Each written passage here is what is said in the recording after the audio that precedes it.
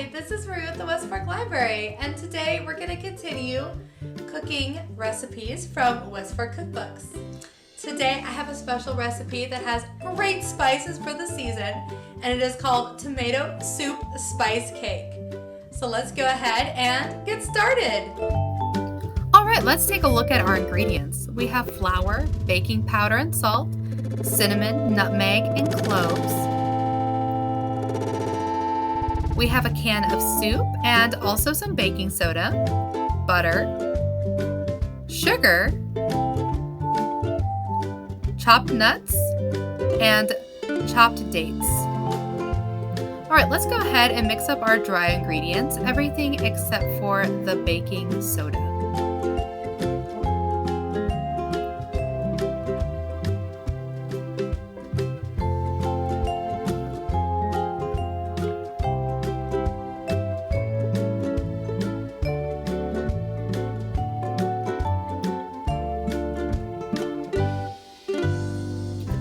Now that all the dry ingredients are mixed together, we're going to go ahead and work on the butter. I left my butter out for a long time so it was room temperature and really easy to cream just with a fork.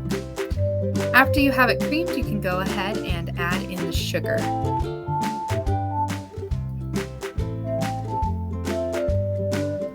Now that you have that all mixed together, you can go ahead and set it aside. Now we're going to take our soup and mix it with the baking soda.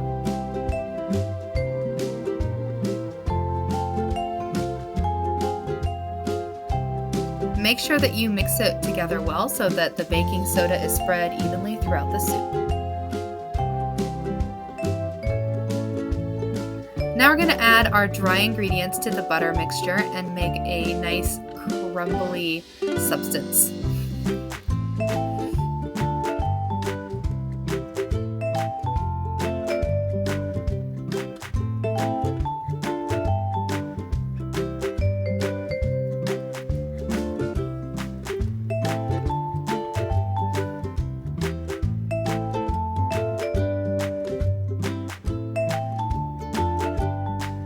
Alright, now we're going to add in our tomato soup and baking soda mixture. And mix up our cake batter. It's really funny because as I was mixing this, it almost felt more like a dough to me than cake batter because it's so thick.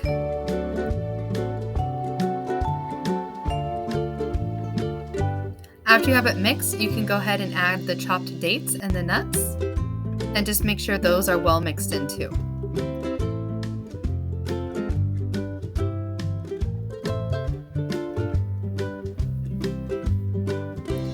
Make sure that your pans are well greased before you pour in the cake batter.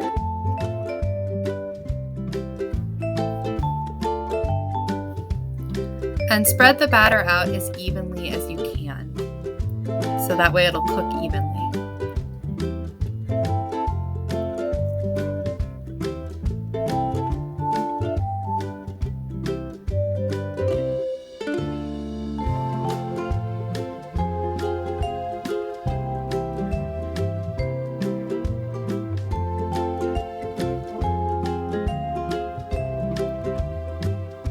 All right.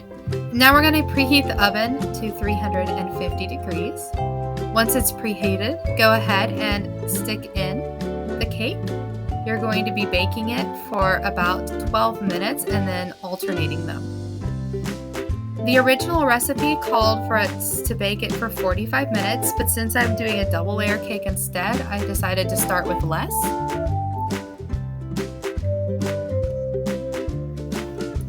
Alright, so I switched them out twice, and so it baked for an entirety of 36 minutes. Now I'm going to take them out and just let everything cool off.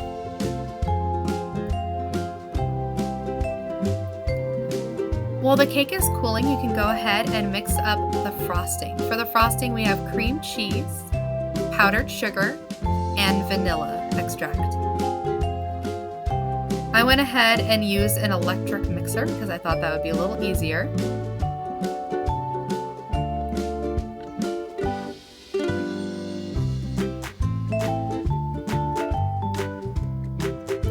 When you start adding in the powdered sugar, I would do just a little bit at a time because it will fly everywhere. And as you add it in little by little, it tends to stay in the bowl fairly well.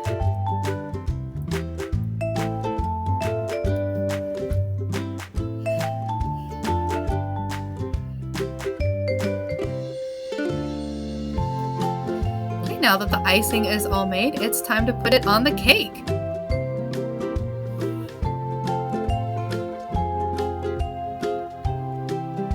Since I have a layer cake, I'm gonna go just do like a nice thin layer on the top of my first cake.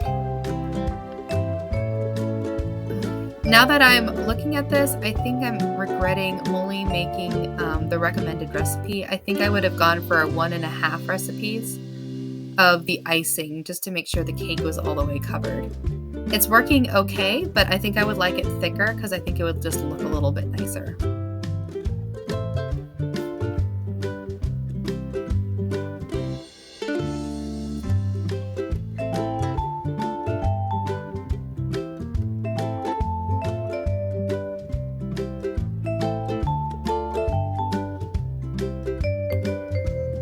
Alright, our cake is frosted and it's time to try it.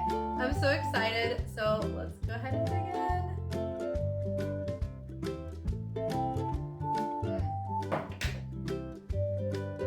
I don't actually taste the tomato, but I'm really curious about how yours turned out. So I only taste the spices and the cream cheese frosting, which is great together. But I hope you all give it a try and let me know if it tastes good. See you next time!